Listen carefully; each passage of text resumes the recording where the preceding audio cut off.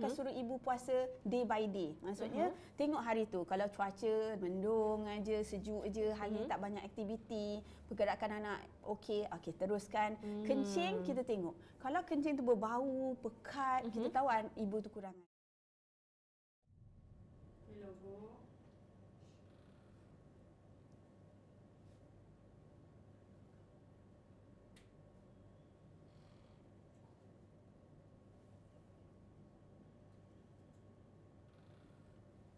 Assalamualaikum buat semua followers Pak Emma. Anda bersama dengan saya hari ini, Fatin Nik Mahmud, untuk bincang sihat Pak Emma.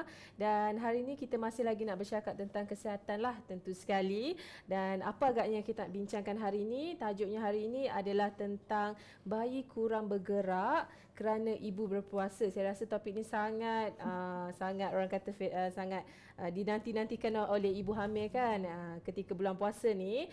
Okey, tapi sebelum tu saya nak bagi sedikit perkongsian, sebab sepanjang bulan April ni Pak Emma mengadakan Pak Emma Bincang Sihat, dan kita mengupas pelbagai topik dan menjemput pelbagai pakar untuk berbincang tentang topik-topik tersebut. Jadi boleh tonton sepanjang bulan April ini. Okey, sebelum tu saya nak perkenalkan dulu pakar jemputan kita hari ini, iaitu Dr. Nurul Azwar Hasni, pakar perunding ONG. Apa khabar doktor? Baik, terima kasih Fatin sebab menjemput saya. Okey, sama-sama doktor. Terima kasih juga sebab sudi bersama dengan saya dan juga followers Pak Emma hari ini. Okey, sebelum kita pergi jauh lagi, sebelum saya masuk kepada soalan tentang tajuk kita hari ini, saya nak minta semua followers untuk share dulu live ini, like dan juga tag rakan anda. Kalau ada sebarang soalan, boleh drop di ruang komen. InsyaAllah sekejap lagi saya akan baca dan doktor akan jawab. Dan bagi followers yang share, Pak Emma nak bagi hadiah misteri kepada yang terpilih lah. Jadi share dulu live ini, okey? Okey, kita masuk balik kepada topik kita, iaitu bayi kurang gerak kerana ibu berpuasa. Okey, doktor, saya nak tanya, apakah pergerakan bayi yang terbaik sebenarnya? Okey. Sebenarnya pergerakan bayi ni kita tengok selepas 28 minggu. Di mana anak ni dah start menendang. Sebenarnya dia memang ketara, sebab sebenarnya awal lagi macam 24 minggu tu kita dah rasa dah anak gerak sikit, pusing sikit, kita dah rasa. Jadi bila dah 28 minggu, bila kita dah rasa tendangan dia, pemusingan dia, jadi kita dah boleh orang kata chart dekat dalam buku pink tu. Sebab dia akan tulis daripada 9 pagi sampai 9 malam anak wajib bergerak 10 kali. Samping itu dia mesti lebih kurang sama. Maksudnya kalau katakan hari ni kita dah biasa dah pukul 2 petang tu dah cukup dah 10 kali. Lepas tu kita tengok, hari ni macam pukul 4 petang, hari ni macam 6 petang, ni nak maghrib masih susah kita nak ukur. Itu pun kita kata anak kurang gerak, anak kurang aktif. Sebab itu penting kita ada catatan, sebab kalau kita tak ingat betul ke tidak, sama ada anak tu cukup ke tidak pergerakan 10 kali dalam masa 12 jam. Okey doktor, saya nak tanya, kalau pergerakan bayi tu, adakah pergerakan tu konsisten setiap hari, ataupun mungkin ada hari yang pukul 2 dia tak gerak, tapi sekejap lagi ada tu asalkan cukup. Ada tak macam tu? Ada, tapi dia memang kena cukup that pattern. Maksudnya setiap kandungan tu dia berbeza. Dia berbeza. Kita tak boleh kata anak pertama dulu lain, kita biasa kata anak kedua lain, anak ketiga lain. Memang pergerakan dia berbeza. Tapi kita mesti memastikan anak tu memang bergerak. Maksudnya kalau daripada 9 pagi sampai 9 malam, anak mesti bergerak 10 kali 10 sehari. kali. Okey, kalau let's say lah pergerakan anak dia tu pukul 9 malam tu 9 pagi tu tak aktif lagi, tapi dia nak start pukul 10 sebab anak dia pukul 10 baru aktif. Boleh tak macam tu? Okey, memang ramai yang kata, doktor anak saya aktif malam. Saya kata, oh betul, sebab bila malam ni kita tenang, sunyi, jadi kita boleh appreciate pergerakan anak tu lebih baik. Tapi sebenarnya anak ni memang aktif, dia memang sentiasa bergerak, kecuali dia tidur je. Kita kata dalam 40 minit tu dia tidur, lepas tu dia memang akan aktif. Jadi kalau katakan malam dia aktif, tapi siang tak aktif, sebenarnya tak tepat. Dia mesti juga gerak aktif pada siang hari, cuma kita tak perasan.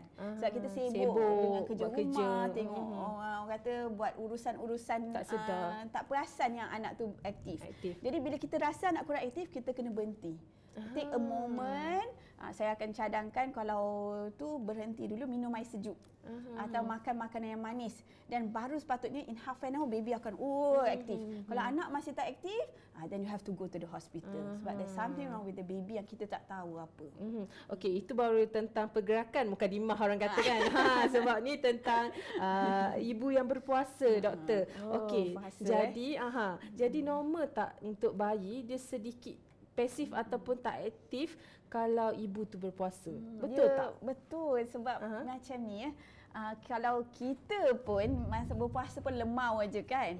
Jadi bila anak tu kalau katakan mak dia tak kurang makan, anak pun macam kurang sikit aktif dia. Tapi anak mesti bergerak. Antara kekuatan bergerak tu adalah lebih pasif berbanding dengan ibu yang tak mengandung. So itu sebelum kita nak berpuasa waktu mengandung ni kena pergi rujuk balik pakar, kena rujuk balik doktor, sebab ada beberapa kriteria untuk membolehkan ibu tu tak berpuasa atau berpuasa. Nombor satu, kesihatan ibu mesti optimum. Maksudnya kalau dia diabetik, dia mesti well control. Kalau katakan dia hypertension well control. Kalau katakan tak control, memang tak boleh puasa. Lepas tu nombor dua, perkembangan anak. Anak maksudnya dia punya saiz dia mesti bagus, air ketuban dia mesti cukup, ibu tak ada mengalami pendarahan, tak ada uri kat bawah. So banyak kriteria yang kita kena tengok dulu sebelum kita mengizinkan atau membenarkan ibu berpuasa.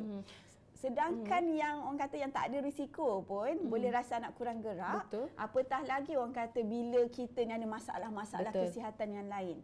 Sebab itu adalah penting rujuk dulu dekat doktor yang melihat dan kata doktor boleh tak saya puasa. So dia akan nilai dulu awak satu persatu dan memberi nasihat sama ada boleh puasa ke tidak. Okey doktor, kalau kriteria doktor sebutkan tadi tu, kenapa ibu tu tak digalakkan berpuasa? Adakah boleh membahayakan janin sebenarnya? Saya ni cerita pengalaman ni Fatin. Saya memang tak ada masalah kesihatan, tapi waktu saya mengandung, waktu tu saya ingat lagi 7-8 bulan. Saya berulang tu daripada Shah Alam ke Seremban waktu tu. Jauh tu. Jauh. Jadi kita penat.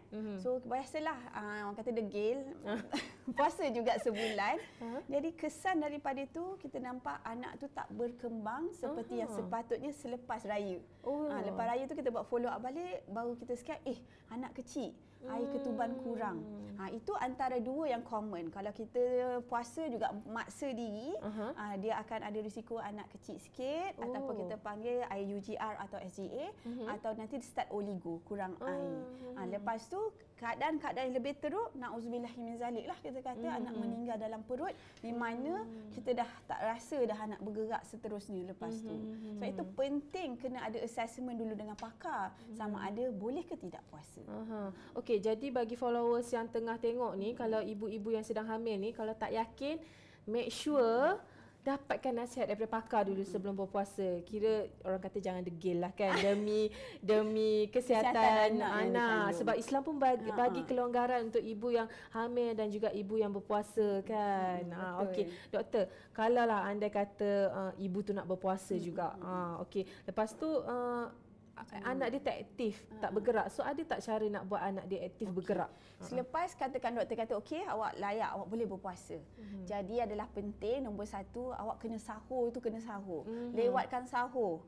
Okey, lepas tu berbuka awal orang kata. Lepas tu kalori yang kita makan tu mesti yang cukup lah. Kalau 2000 kalori kita kena makan in between orang kata sahur dengan berbuka. Lepas tu ramai orang terlupa minum air.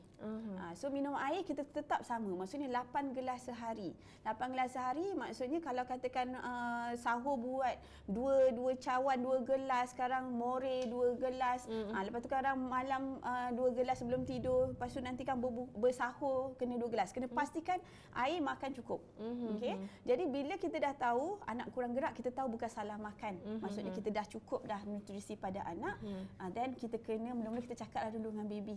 Cakap urut-urut dulu, tengok dia respon ke tidak. Kalau anak tak respon, dan saya nasihatkan kena buka. Memang kena buka dulu. Sebab kita tak tahu sama adakah sebabkan anak kurang aktif atau ni disebabkan oleh kita kurang makan. Jadi buka dan tengok balik pergerakan anak. Kalau anak masih kurang gerak, dan kena pergi hospital lah sebab kita tak tahu sama ada apa-apa berlaku sebab susah kita nak nilai pergerakan ataupun keadaan anak dalam perut ni. Tak ada mesin pun yang boleh kita bagi tahu yang anak ni ada problem ke tidak. Kecuali dengan buat ultrasound, kita tengok perkembangan baby, pergerakan baby, maybe kita boleh buat Doppler sikit, dan yang paling penting kalau dah lebih 32 minggu ke atas kita boleh buat CTG. Okey. So bagi ibu-ibu yang cuba juga nak berpuasa, tapi kalau anak kurang aktif, berbukalah dulu kan doktor. Berbuka dulu. Makan dulu, tengok keadaan anak dulu, tapi kalau tak aktif juga terus Kena pergi ke hospital. Okey doktor, kalau pergerakan bayi ketika berpuasa tu cacatan dia tu ada perbezaan tak, ataupun tetap kena sama, kena follow juga sama? Tak ada, kita kata sama je. Sebab walaupun kita kurang makan waktu siang hari, anak sepatutnya masih bergerak. Jadi pastikan kalau dah biasa anak bergerak dalam masa 12 jam tu 10 kali pukul 3 petang, macam itulah pattern dia. Sekiranya berubah pattern makin lewat ataupun maksudnya memang tak cukup, dan kena buka puasa. Maksudnya ibu tu dah tak memenuhi kriteria untuk berpuasa. Banyak saya juga nasihatkan ibu, selain daripada pemakanan yang sihat, minum air yang cukup, ibu juga kena tengok air kencing dia. Kadang-kadang hari tu, sebab itu saya kalau bagi nasihat, saya akan suruh ibu puasa day by day. Maksudnya tengok hari tu, kalau cuaca mendung aja, sejuk aja, hari tak banyak aktiviti, pergerakan anak okey, teruskan. Kencing kita tengok. Kalau kencing tu berbau, pekat, kita tahu ibu tu kurang air. Oh, tanda dia. Tanda dia. Jadi saya akan nasihatkan untuk buka puasa walaupun dah pukul 6 petang. Sebab kita tak tahu, maksudnya kesan tu orang kata starvation yang menyebabkan kencing kita tu berbau dan pekat, yang di mana starvation tu yang akan kesan pada baby kemudian hari. Sebab itu penting untuk kita tengok sendiri badan kita. Tak boleh banding orang lain. Orang kita tu boleh. Kita je tahu badan kita. So tengokkan aktiviti hari tu. Kalau cuaca panas, hari ni kita kulu ke hilir. Lepas tu kita memang terlupa nak minum air. Lepas tu kita tengok, air kencing kita sikit, kerana pekat, kerana berbau. Kita tahu kita kurang air, dan saya kata eloklah berbuka puasa. Selain daripada pergerakan anak tu sendiri. Jadi ibu-ibu yang tengah berpuasa tu kan, kalau rasa anak tak bergerak, jangan tunggu sejam lagi doktor. Tak apalah, tunggulah sejam je lagi nak berbuka puasa kan. Sebab kita tak tahu dalam sejam tu macam-macam boleh berlaku pada baby kita kan. Sedihlah sebab mungkin ada yang dah tunggu baby tu lama. Ada yang betul-betul menantikan kehadiran anak tu. Kesianlah dekat baby tu. Jangan risau, boleh berbuka puasa. Yang pasti yang paling penting adalah keselamatan baby tu sendiri.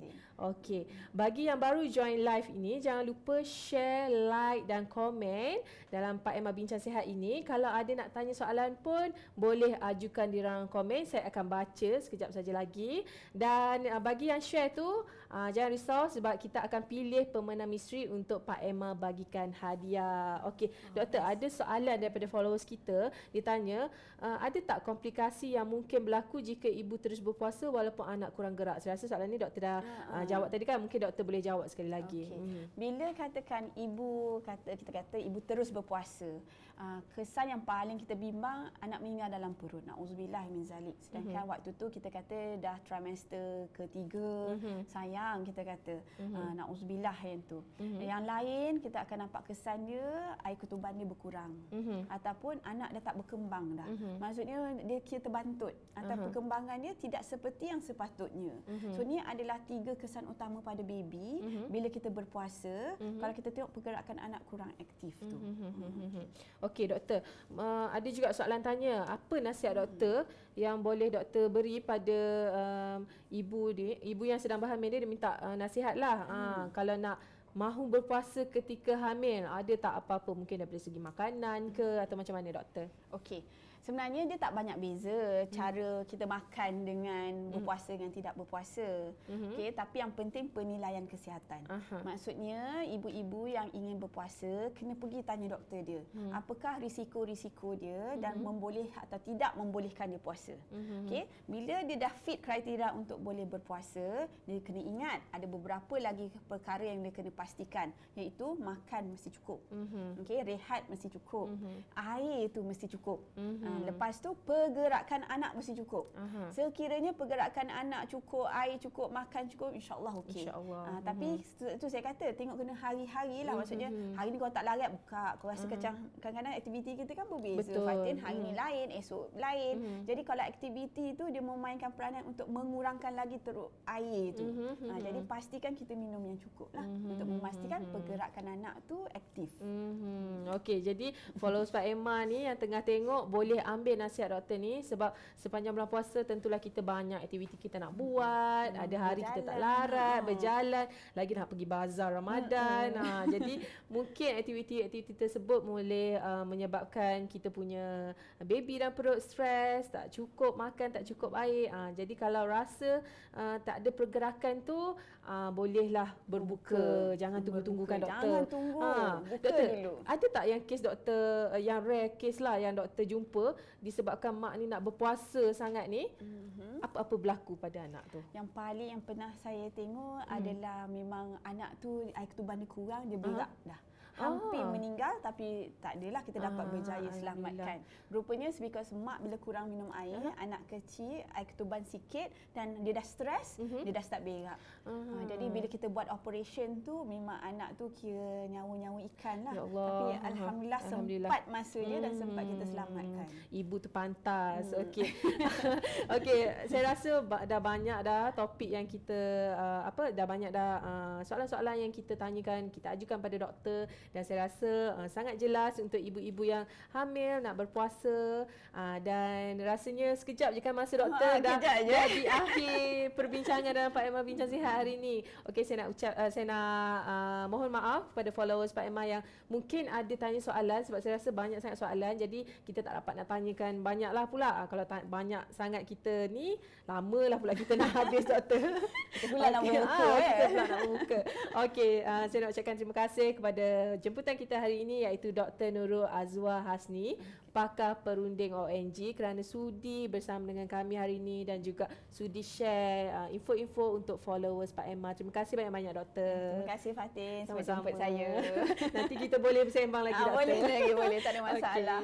Okey, saya nak ucapkan terima kasih juga kepada followers Pak Emma yang sudi stay sampai habis, yang sudi tanya soalan, dan saya harapkan info-info yang doktor bagi ni sedikit sebanyak boleh membantu ibu-ibu yang berpuasa, ibu-ibu hamil yang berpuasa, dan ataupun mana tahu tahun depan nak berpuasa ketika hamil. Okey, yang paling penting pastikan kesihatan anda terjaga dan juga kesihatan baby terjaga. Kalau rasa baby tak bergerak, berbukalah, tak apa. Islam tu mudah kan. Diberi kelonggaran untuk ibu hamil dan juga ibu menyusu. Tak apa, boleh ganti nanti. Okey, dah sampai hujung. Saya nak ucapkan terima kasih sekali lagi. Terima kasih banyak-banyak. Dan jangan lupa subscribe YouTube Majalah Pama dan juga like FB Majalah Pama. Okey. Assalamualaikum. Bye.